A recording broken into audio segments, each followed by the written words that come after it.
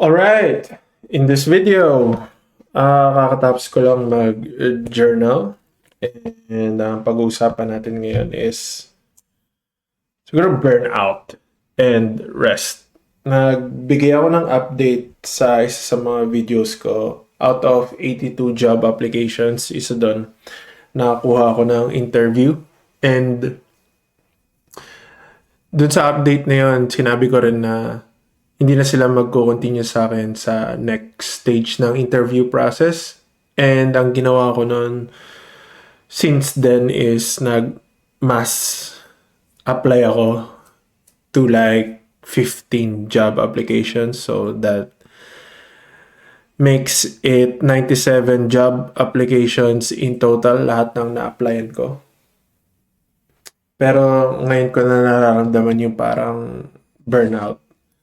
Ito na talaga yung pumalit ng 9 to 5 ko. And talagang ito na talaga yung bagong job. Yung bago ka magkaroon ng proper job, ito yung job mo, yung paghahanap ng trabaho. Ito yung 9 to 5 mo. And parang 3 beses ko yata naisulat sa journal ko na medyo napapagod ako and kailangan ko yata mag-step back. Ginawa ko lang tong video na to dahil nasa process ako ng experimentation. Yes. Nag-enjoy ako sharing itong journey ko. Although kahit wala pa nanonood, it's fine. It's okay. Nakakatulong siya sa akin maka-release ng, I don't know, maybe anxiety, yung mga naiisip ko, nasasabi ko rin. Nag-journal na ako, nag-record pa ako. Big plus na yun for me.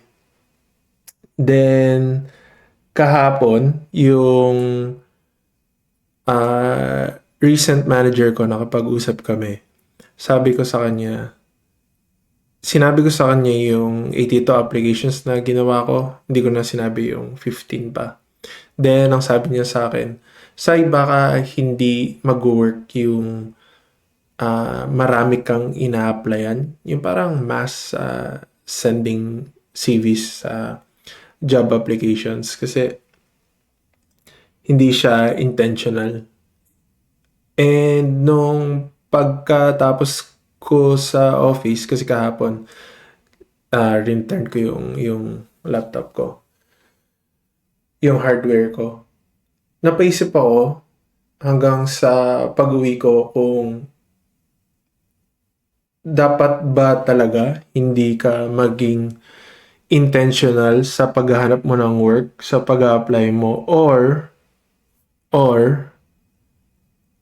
kailangan ba is magkaroon ka muna ng trabaho ngayon, then hanap ka na lang din ng iba.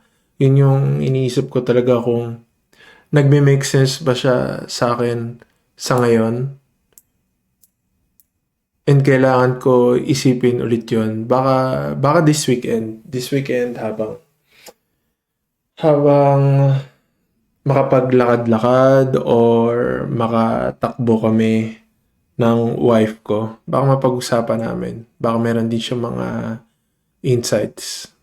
Yeah, grateful lang talaga ako sa wife ko na na-handle niya rin ng maayos to yung nangyayari sa akin. And minsan sinasabi ko sa kanya na yes, nakakapagod, pero siya rin yung nagsabi sa akin na magpahinga ka na muna.